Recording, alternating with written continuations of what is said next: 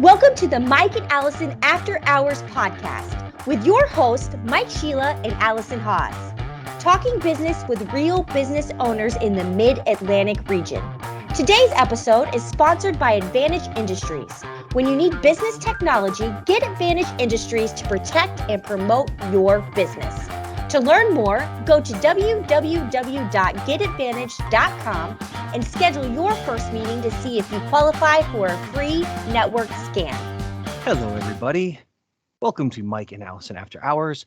I am your host, Mike Sheila, and with me today is my radiant and charming co-host, Alison Haas. Alison, how are you today? I love the verbiage. Thank you. I'm better now. Good morning, Mike. So for those of you that are regular listeners to the show, you probably heard my intro and thought, what's wrong with Mike? And I wanted to change it up a little bit. I think it's important to put a mixture into how you go about your daily activities. And you will also notice that I changed my introduction for my colleague, Alison. There was a podcast that I was a huge fan of, that it was a host and a co-host, much like our dynamic. It was a man and a woman, much like our dynamic. And the male, he always did the intro. And whenever he would introduce his co-host, he would change the adjectives for her every week. And I love it. They recorded probably 40 or 50 episodes. And it got harder and harder for him every week to come up with different positive adjectives. But so I thought that would be fun. And I thought I'd do sort of an NPR vibe to the intro this week. It was spot on. For those of you that are watching the show on YouTube, we are exceptionally grateful for that. Please be sure to like the channel, like the episode, drop a comment, and share a link on your favorite social media platform, whether that's LinkedIn, Facebook, Twitter, Instagram, however you want to get the message out to the world. And for those of you that are listening, as I have mentioned the last couple of weeks, we're everywhere now. Yeah. We're on Spotify, we're on Audible, we're on Podbean, we're on Stitcher, we're on TuneIn, we're on iTunes, we're on Pandora. The list goes on and on and on. And we're looking to you, our faithful audience, to help us get the word out. And in return, one lucky listener is going to get a copy of Alison's book, The Addict in Aisle 7. We will be announcing and sharing that in just a couple of weeks. So get your feet to the street and do what's neat, to coin a phrase. Look at you. So, hey, 5 years of English literature in college weren't wasted on me. I love it. So our guest today is a really wonderful human being named Patrick Shek, and he is the principal partner of a company called The Legacy Experience. And I met Patrick a few years ago, and I'll get into this when he comes on, through a very interesting channel. But they are a trade show company. They build the podiums, they build the rigs, the lighting, all the cool stuff that you would see when you go to a trade show.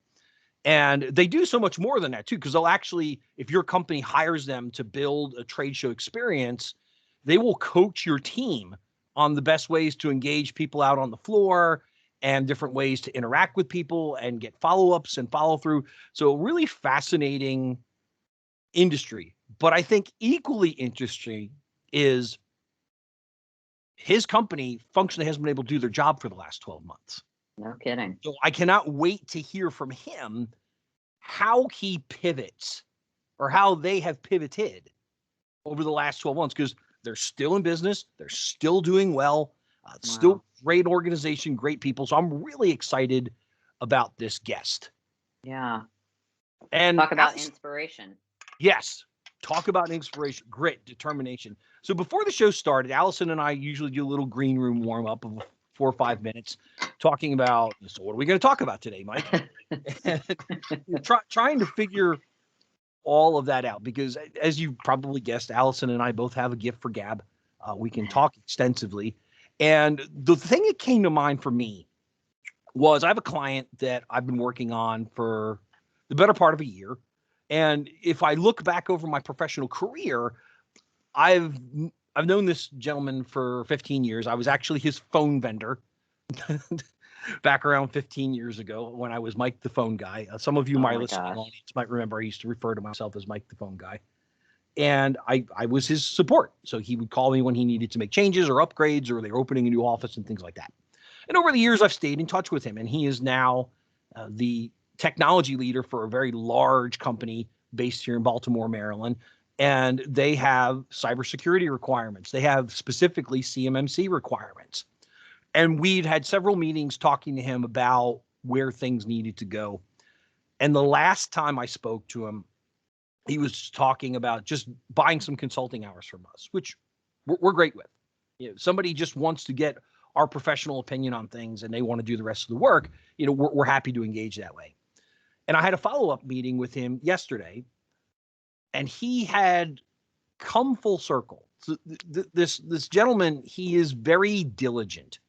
And to you, our listening audience, if you own a business, if you've had to work with customers, you're probably finding that more and more of your customers know what they're talking about. You still need to educate them, right? Yep. But they know a lot more than they did even just 5 years ago before they start talking to you. And this particular client is the prime example of that. He knows CMMC about as well as my team does, Wow. which is almost unheard of. But he's thorough, he's diligent, he's thoughtful, he considers. And after going through that process, he said, I need someone that really knows how to lead this program. And so we're going to I have a meeting later on this afternoon with my engineer, Russell, to go through that process and say, okay, what do we need to line up for this client, make this a successful endeavor for them? So I brought that idea up to Alison, and she got a smile on her face and a twinkle in her eyes, and she was excited about engaging it. So, Alison, I know you had a pretty darn exciting week last week. You capped off the big boom. So why don't you talk a little bit about that? I did. What prompted the excitement was talking about the long-term idea, the long-term relationship, prospecting the long-term client. So, you and I are in longer transaction cycles, right? As a former car salesman, that is not a long transaction.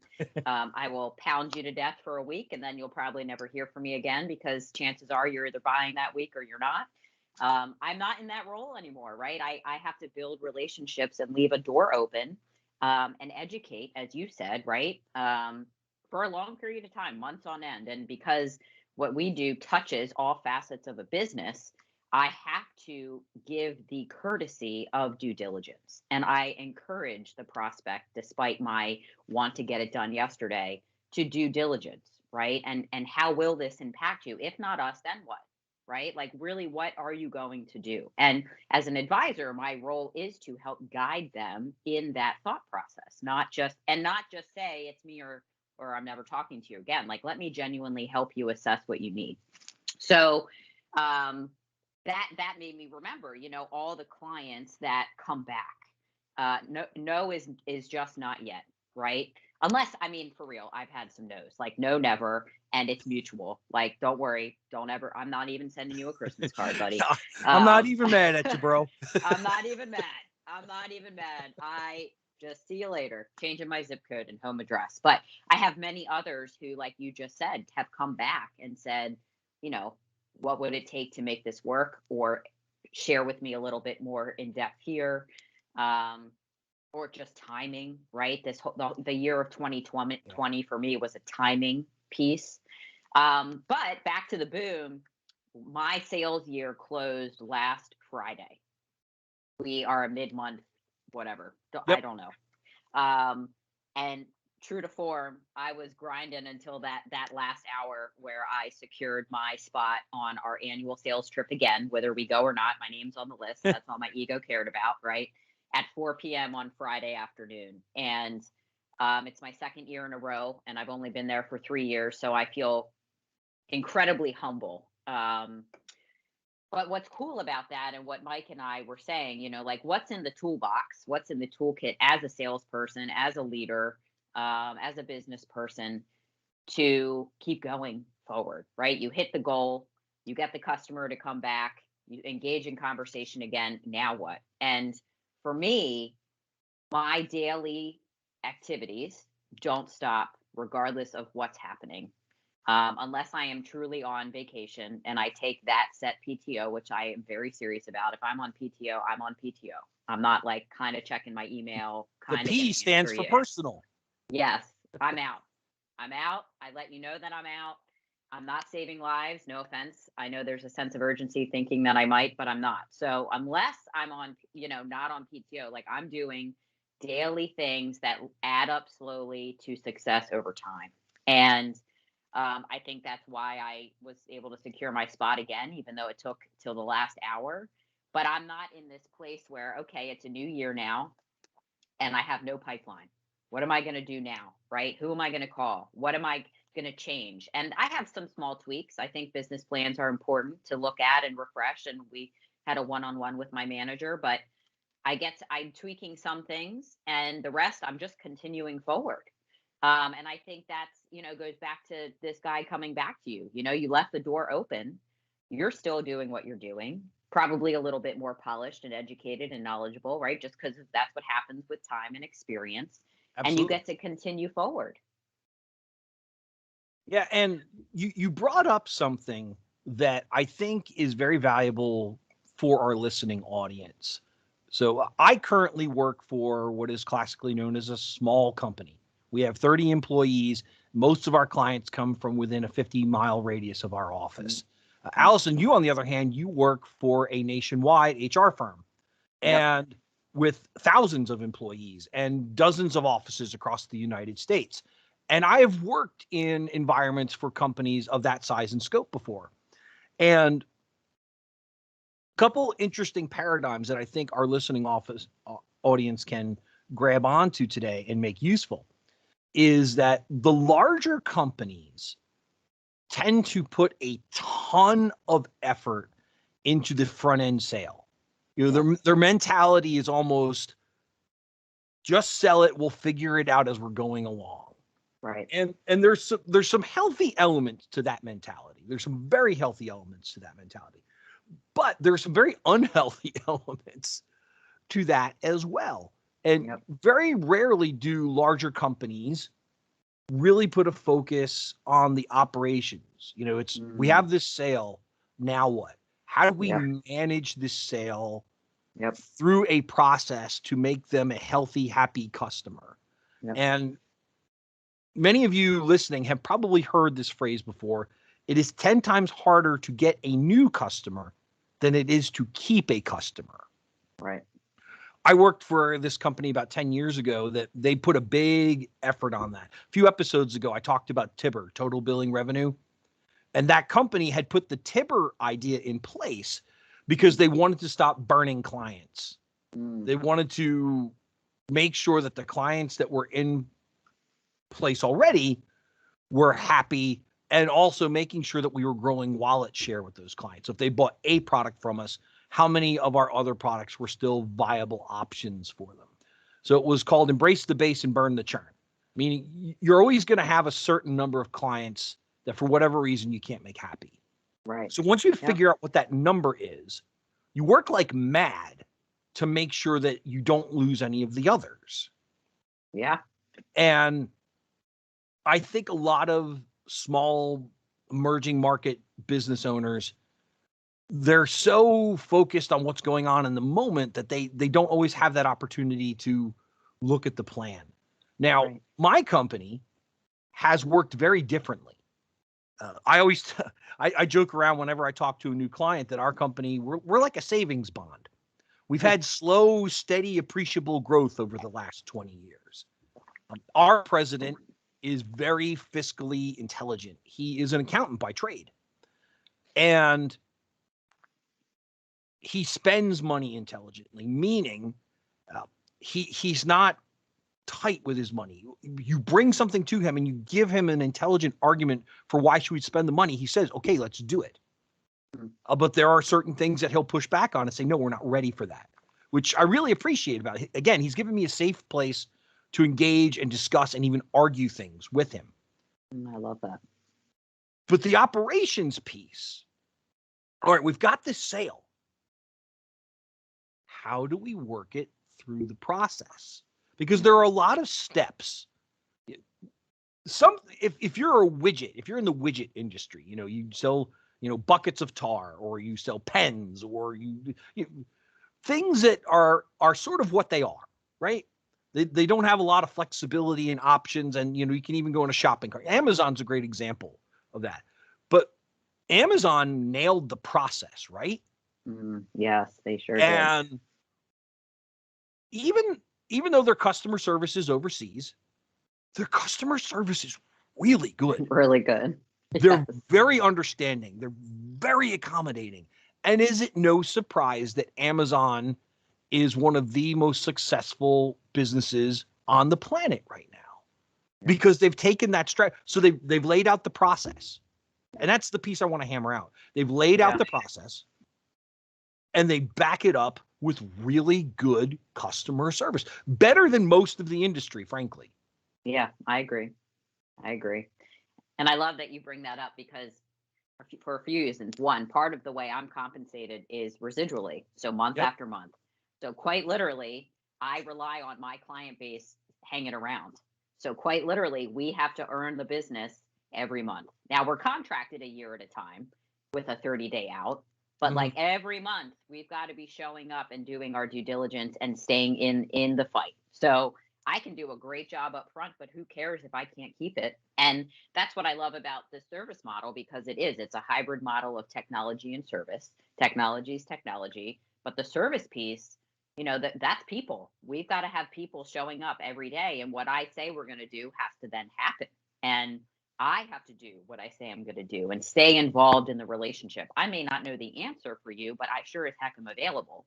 Right. So people know me as very persistent on the front end, but then I'm persistent on the back end too. Like I respond to you. I get back to you. Even if it's, I don't know, let me find out. People always hear from me and get a return something, call, email, text. And I think that's really important, and to stay in the relationship.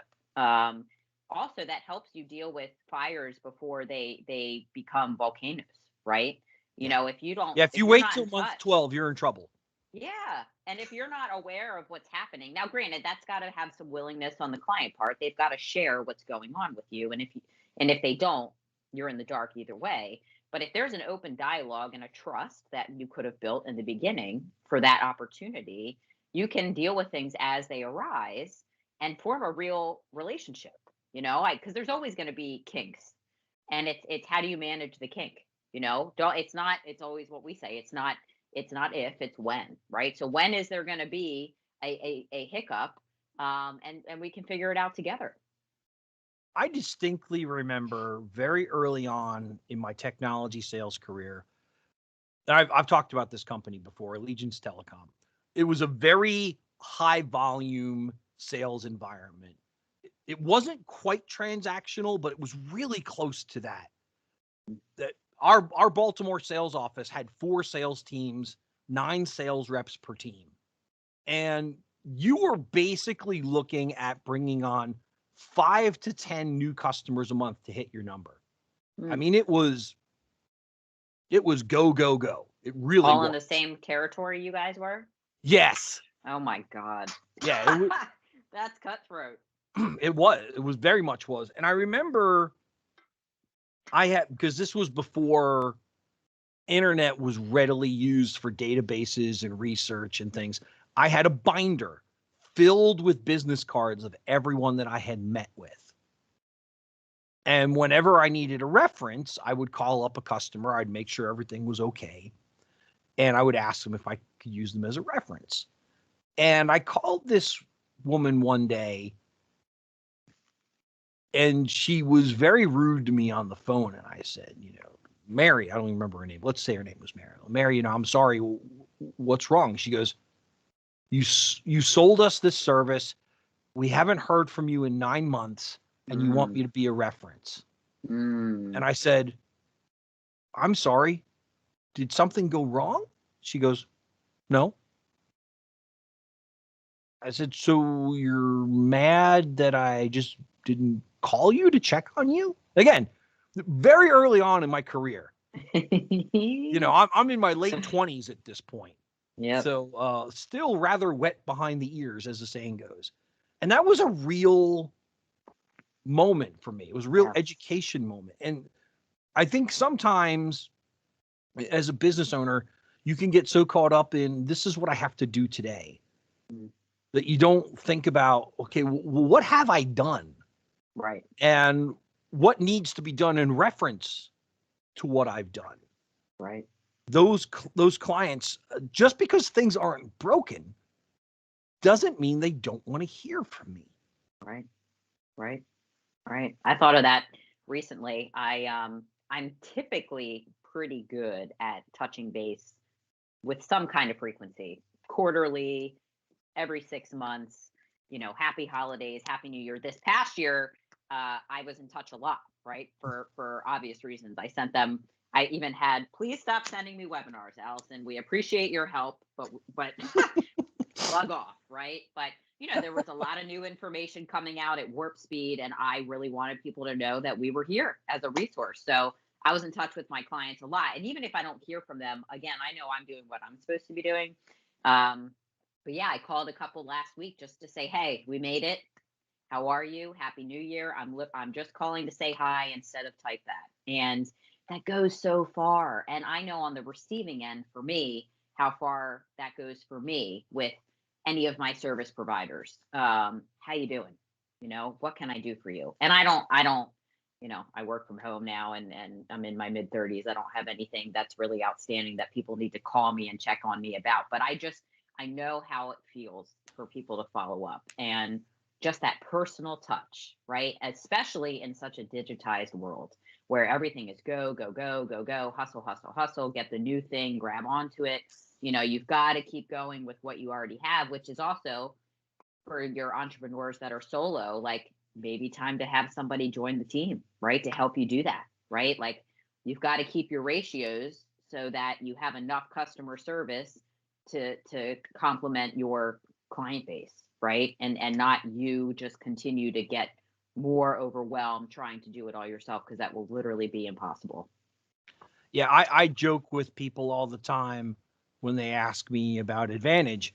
I say, well, here's the thing. Our clients are typically of a size that they finally figured out, hey, cousin Bob probably shouldn't be our IT guy anymore. And No. same thing for you. Aunt Mary shouldn't be our HR person anymore. We No. need someone more than a couple hours on the weekends to really make this run efficiently. And I can appreciate that mentality because I went through this, and I know you did too. But when you first start to run your own business, you're literally bootstrapping it. Yes. You don't have money to spend on things, but as you get more success, more financial rewards from gaining clients and growing revenue, you have to look at, okay, yeah, I need X amount of dollars to live. Yep.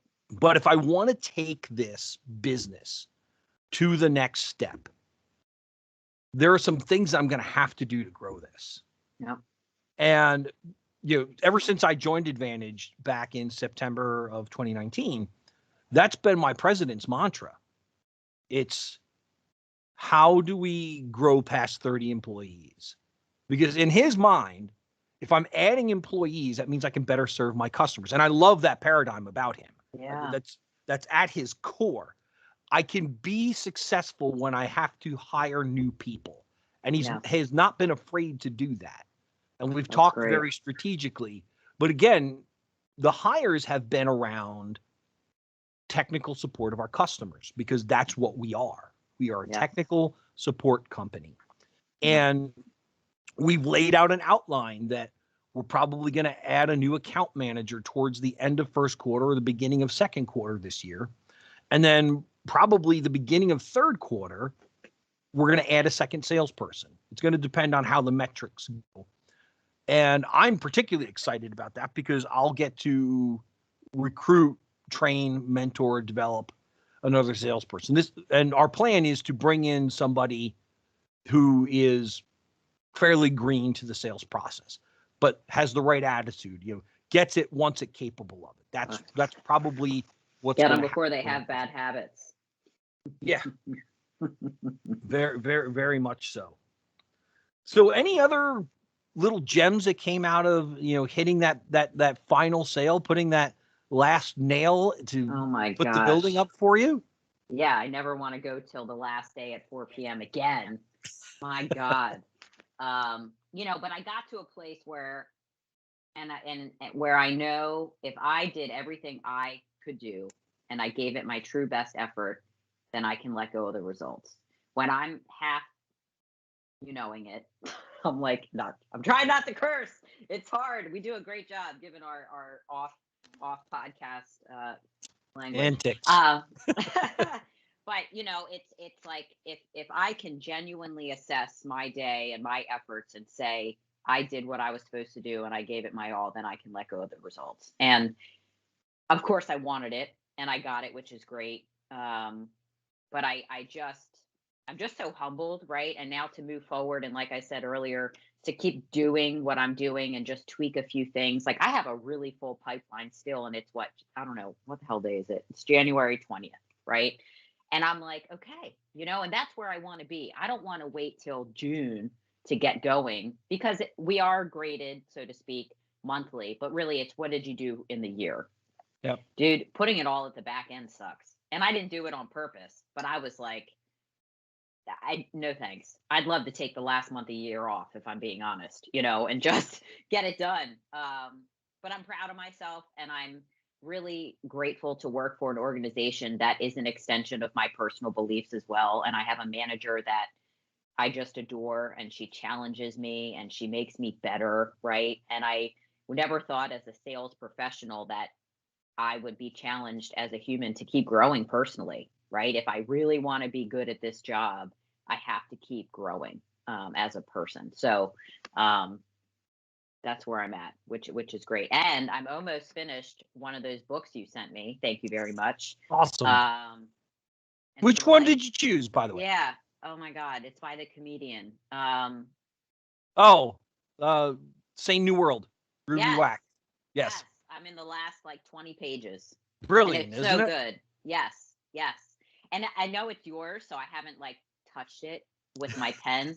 It's so hard for me to read without underlining and like taking notes. And I'm like, you can't do it. It's not your book, So anyway, I thought about screenshotting a couple pages. Just, it's nothing like I don't know, but just it's a different way of presenting it. And I appreciate her humor and the spin on it. And the more you can read things that you're like, great, I'm not alone. I'm not crazy. Or we're all crazy is really the more apt way to describe it. Yes. So thank you for that. In our own unique way. Yeah. That's right. You touched on something a moment ago that is very relevant. So we're recording this on January 20th, which is Inauguration Day. Now, oh my gosh. This is not a political show.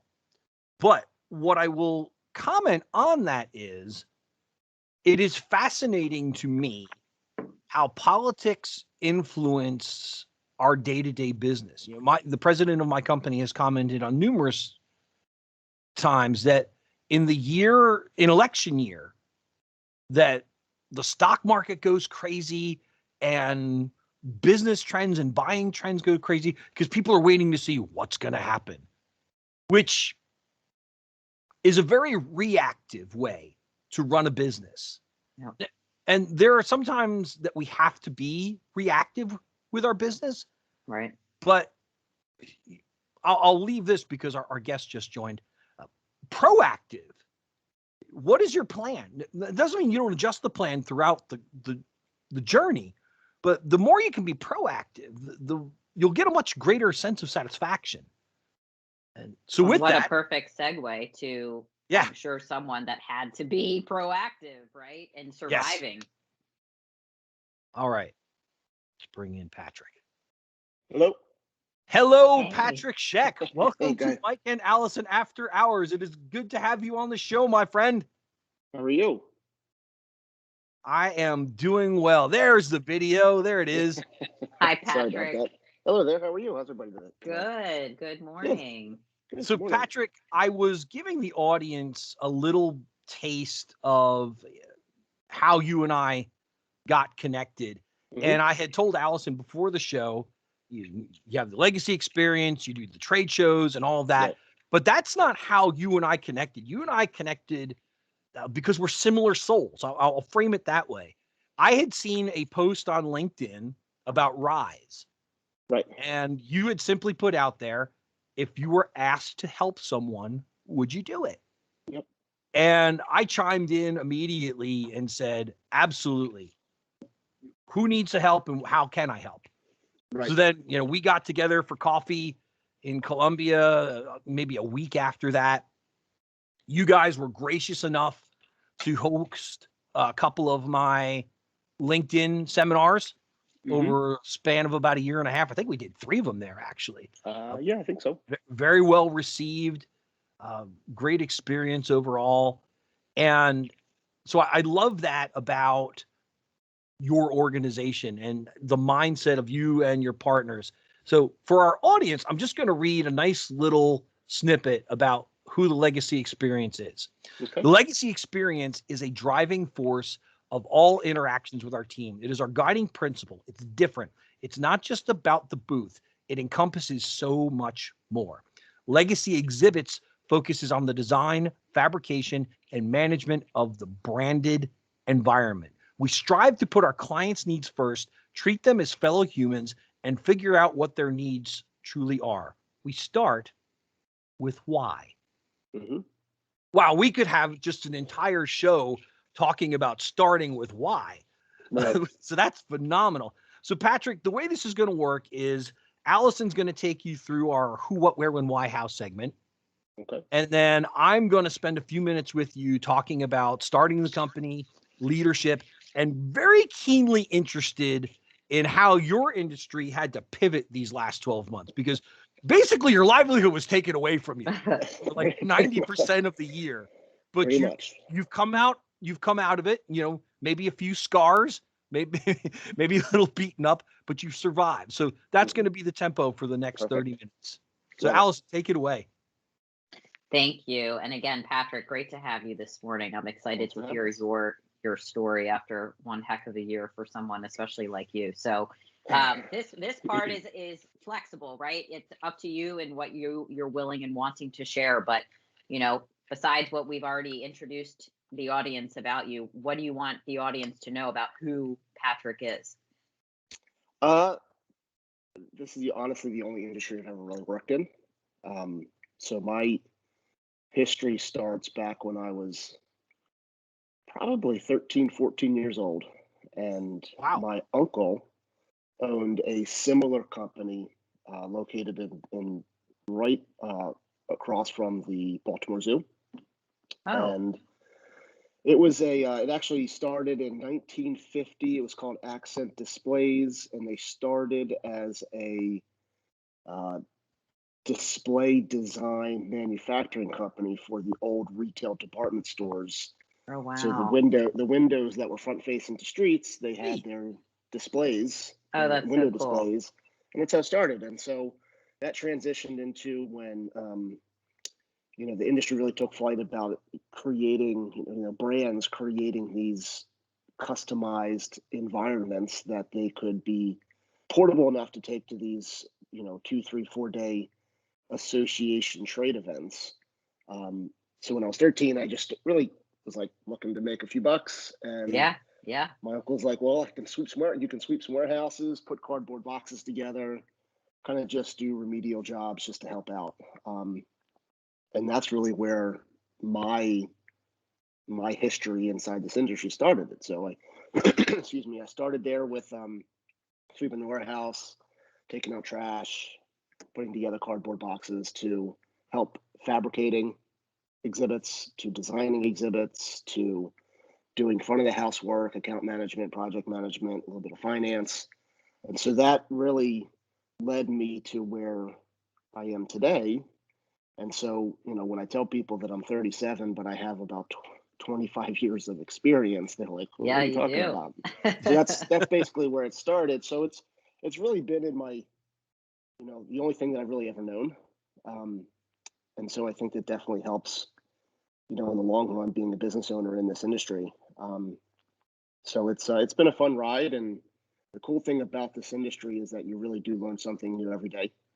And, no two projects are ever equal, which I think is the most exciting part, where we have common, design methods, production methods, management methods. But at the end of the day, every project is unique in its own. So it's it definitely keeps things interesting day after And day. what I love is you've had the literal experience of every position that you could hire in your organization. So you Right. have compassion, you have understanding, you have experience because you were down in the trenches, right?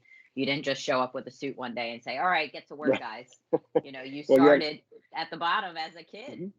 Yeah, no, I it's love that. it definitely pays dividend in the long run because, and I'm a huge motivator of my own personality, and I always just want to be like, okay, well, how would I feel, or how would I act, or how would I receive something in this moment, and being able to say that I actually have real world experience, real life experience of that particular task, or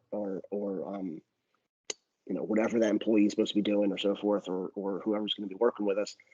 I can get down, so I can get on the phone with a client, I can get on the phone with a vendor, I can put my warehouse clothes and go out and build and put something together and pull and pack and prep, get on the forklift and all that stuff. So, and then translating that into actual on the show floor, being able to work with all the labor unions, kind of work your way through that nuanced world, which is, I always tell people, like, if you've ever been to a trade show, you show up on the first day, the carpet's down, the air conditioning's on, everything's clean. You should have been here 12 hours ago. It's literally like, hundreds of tractor trailer loads are turned upside down and just dumped out into this big giant concrete room, and you got to make sense of it. And so, being able to have that experience through my career is definitely helped with mentoring. It helps with dealing with clients, dealing with the other service providers, dealing with the facilities, all that stuff. It definitely pays off in the long run. Yeah, so please, this gets into the what. Talk to us about that Mhm. pile in the concrete lot. Like what walk us through this process. So we are considered turnkey in the sense that we design trade show exhibits, displays, we produce them, and we also manage them. Our kind of key point at the top is the management side, and that's really mitigating risk, mitigating problems. What can you do before the freight hits the quote unquote show floor that will help streamline the process, become more efficient, navigate any potential issues once you get there? Because when you're in a controlled environment in your warehouse, it's a controlled environment. Like Yeah. you're on your own time schedule, you're the only one there. Every resource that you need is available to you. I always tell the one story to people who are just getting into this industry is you don't really know what the industry is like until you get on the show floor during the install days. And some of these events are 10, 12 day long install days. So you're there for a long time. Wow. And you can have the best laid plan out until you get there and a neighboring exhibit has their tractor trailer load worth of crates and pallets and cases. Excuse me, I'm gonna put you on. Sorry about that, I cleared my throat. All of that freight is in your booth space.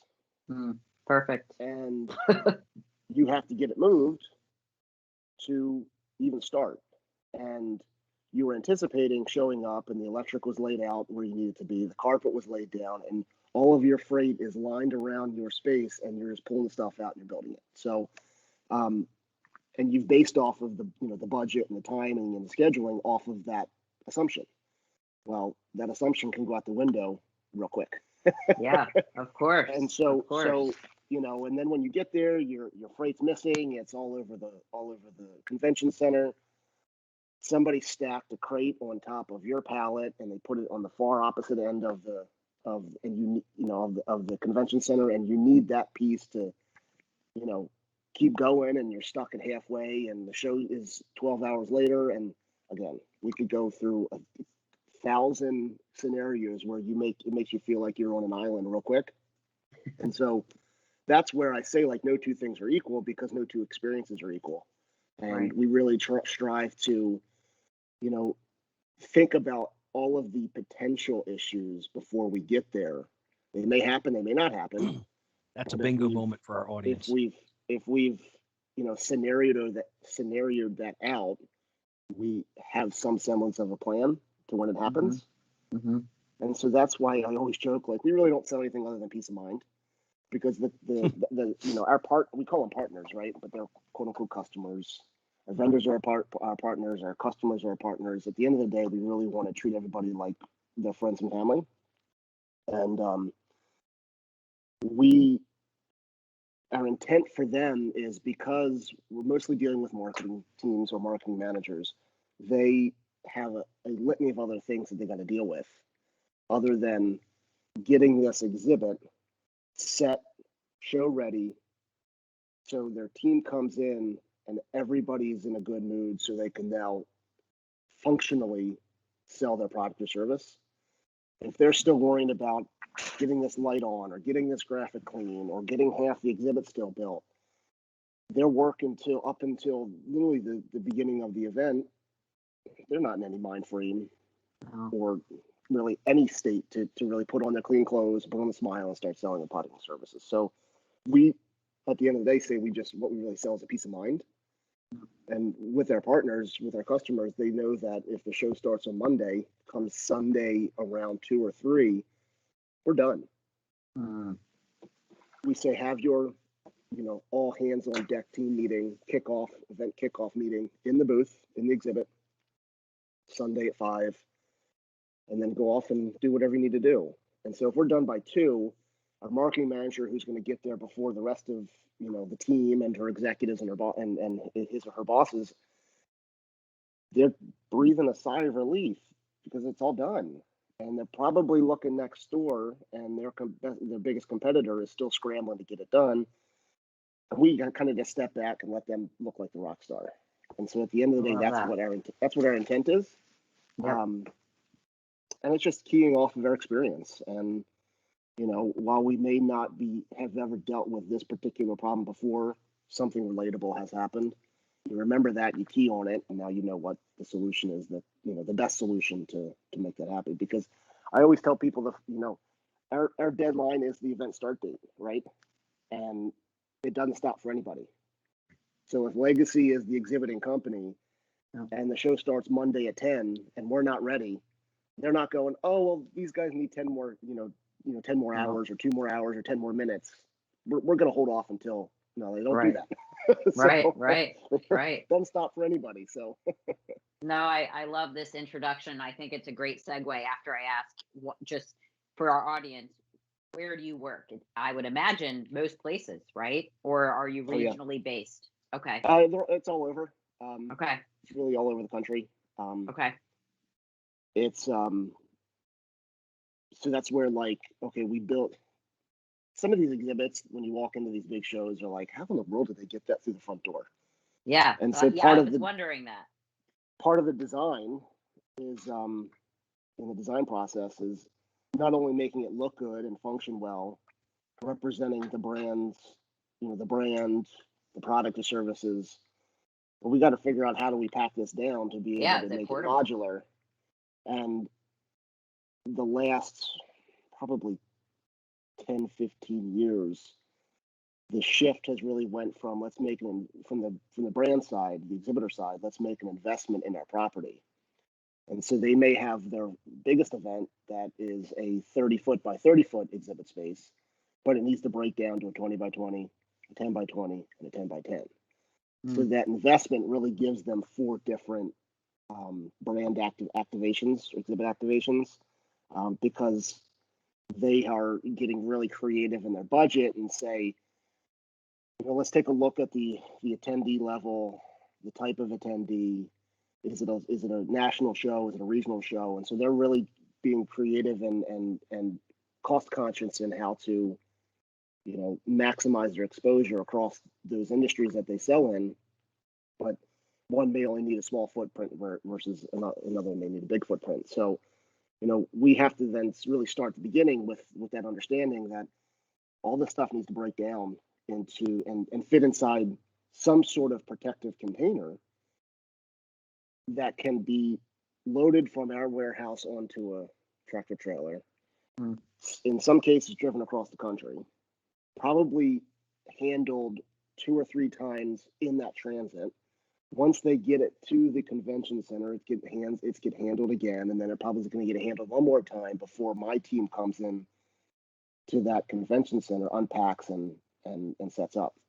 And so there's a lot of margin for error there, Yeah. and a lot of opportunity for things to be damaged or broken.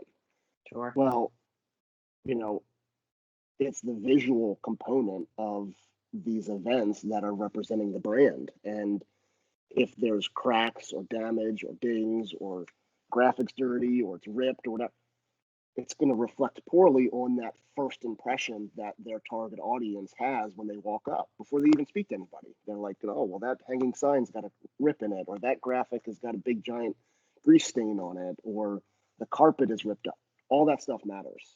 And so there's a lot of parameters that we have to take into consideration at the very beginning of the process during the design phase of, okay, here's what the end look needs to be. How do we break it down into parts and pieces to fit it into these containers, to be able to fit those containers, economically in a truck, knowing that it's going to be handled multiple times. So when we receive on the other end, how do we pull it out and it looks good? And I'm sure a lot of this is theoretical, right? Because Mike, we want to talk about 2020 and what you had to do to stay afloat. So let's jump into that and Mike's segment, because you couldn't do that, right? Nope. Because there were no trade shows. So right. What the hell did you do? Yeah. That's a great segue, Alison. Thank you. So before we get into that piece, Patrick, I always like to insert right in the middle of the show, what is the best way for our listening audience to contact you, to contact Legacy? I know you guys are active on social media. I see you on LinkedIn. I see you on Facebook. I know you're there, but give us the nuts and bolts, man. The email address to send, the phone number to use, the best way to work with Legacy and Patrick and his team. So legacyexhibits.com is our website. From a social media standpoint, we probably use LinkedIn and Facebook the most. Both are linked on our website. For LinkedIn, I like to use my own I shouldn't say personal, but my LinkedIn versus the company's page more, because I want them to deal with me first. Sure. And then, so that's a good way to contact me through social. Email is pshek@legacyexhibits.com. And then the best way to reach me for cell service for phone is my cell phone, which is 443-902-2696. All right, great. We'll have all that in the show notes for our audience. Perfect. So, yeah, 2020. So glad it's gone. Take me by my ankles, shake me upside down, smack me against the wall a few times, and then make me stand up again. That's what I think of 2020. Yeah. But as I led your segment today, your industry stopped right around March 15th of last year. Dead cold. Yeah. In its tracks. You weren't allowed to do your job.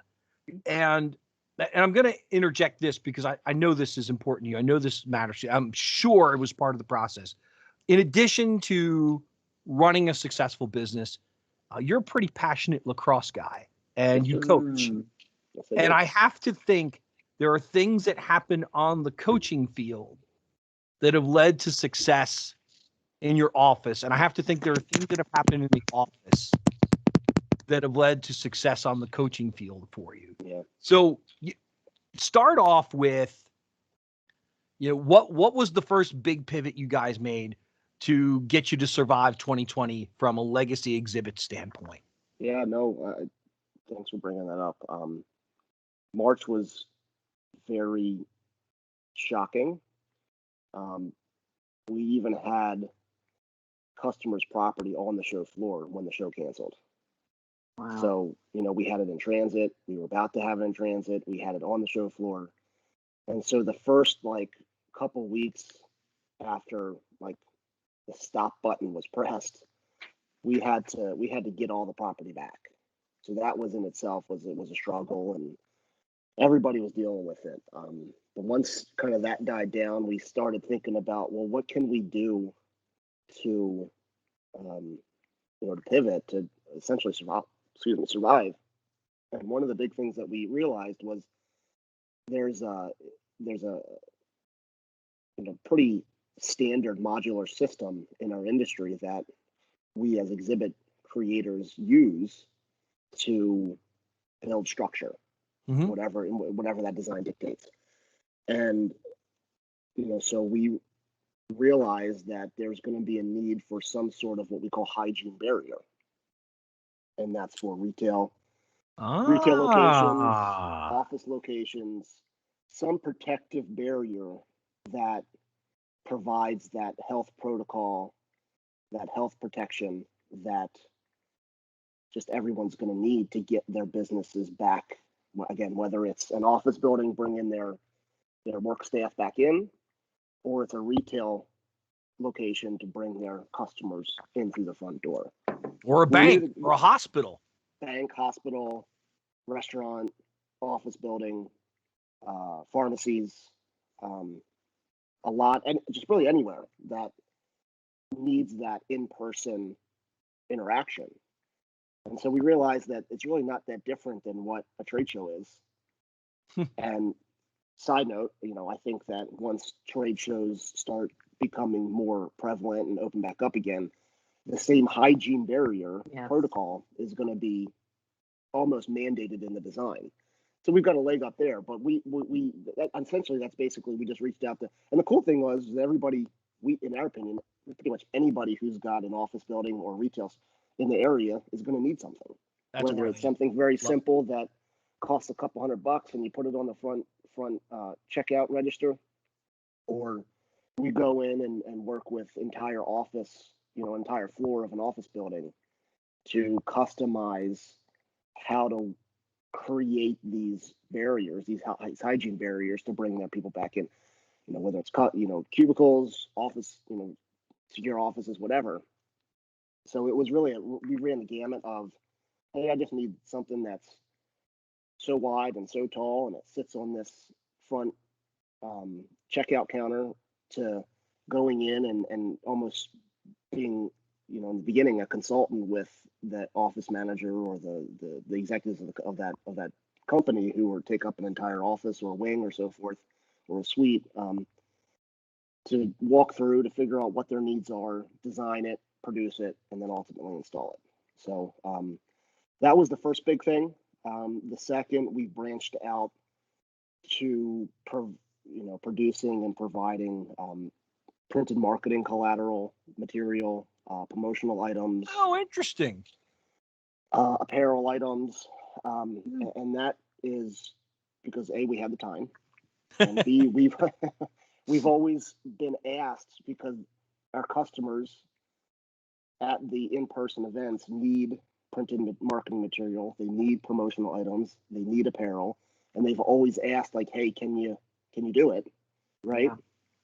And we've always kind of shied away from it, but we're like, well, we have the time, so let's just add it to our products and service offerings, so we can sell stuff now while we have the time. But then when, again, these in-person events come back, it's just an add-on to a value add to our customers. So were you able to retain all of your employees? Were you able to stay whole and just kind of pivot and cross-train and reassign unfortunately, jobs? No. Unfortunately, no. Okay.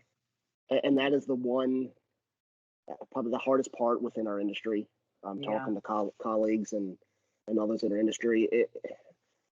I don't have any real basis on this other than my own market research, but I would say anywhere from 60 to 70% of our industry is gone.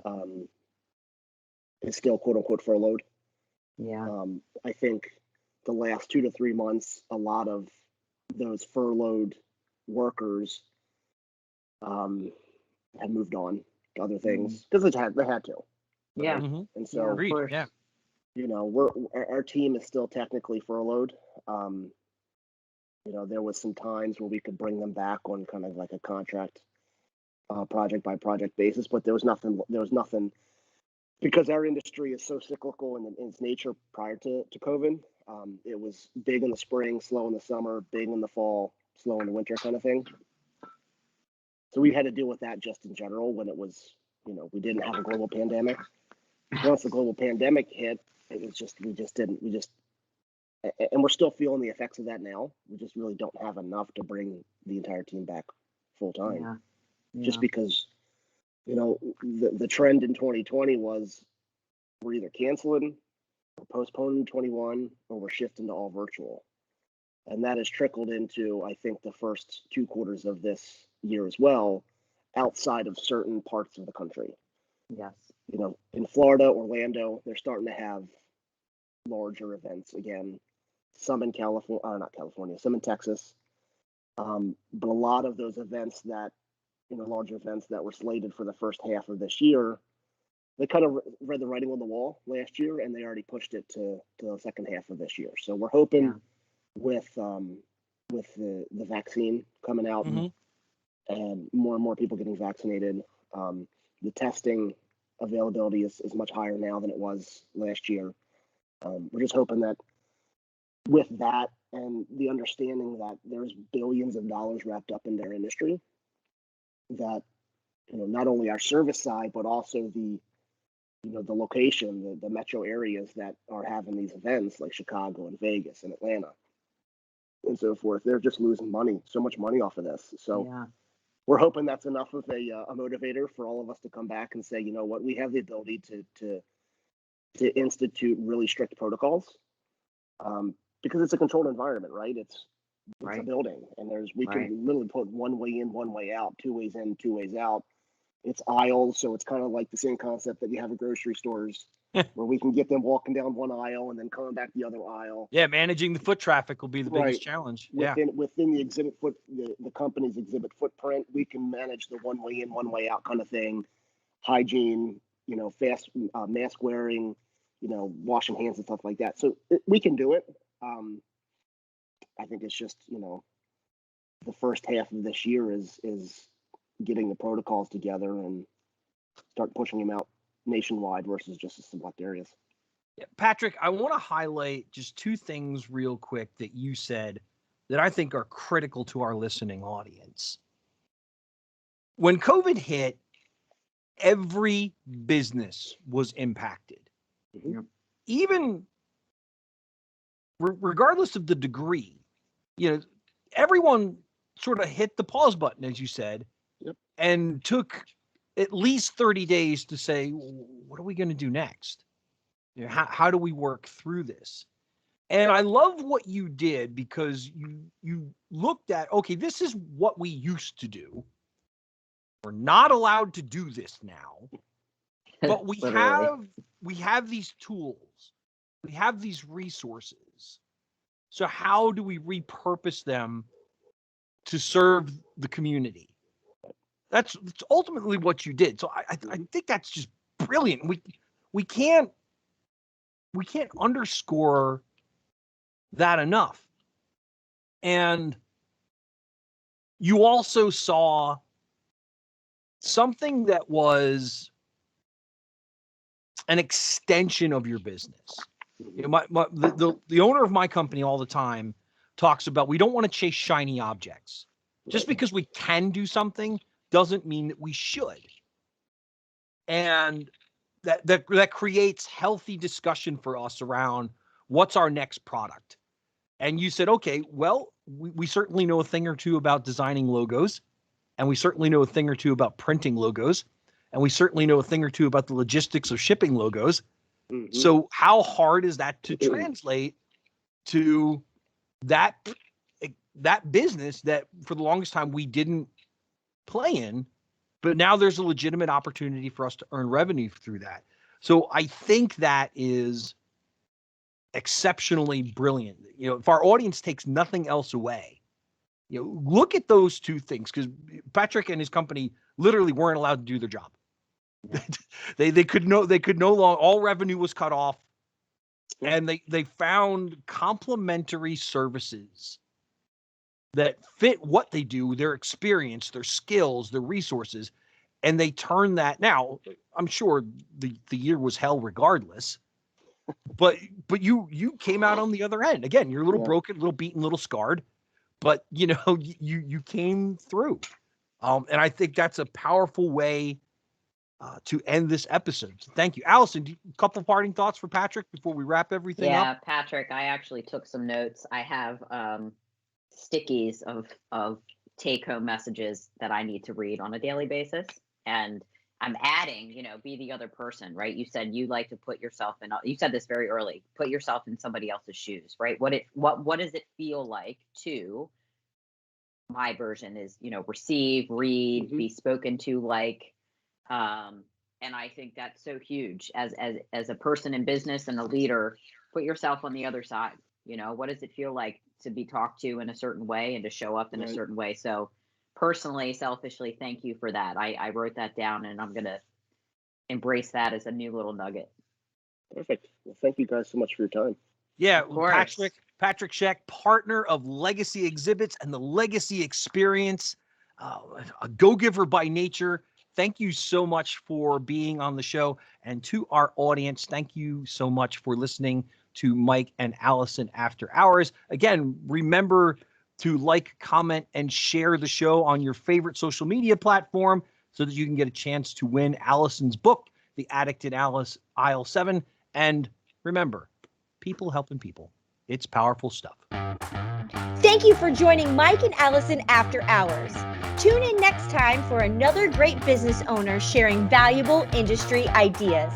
Want to be a guest on our show?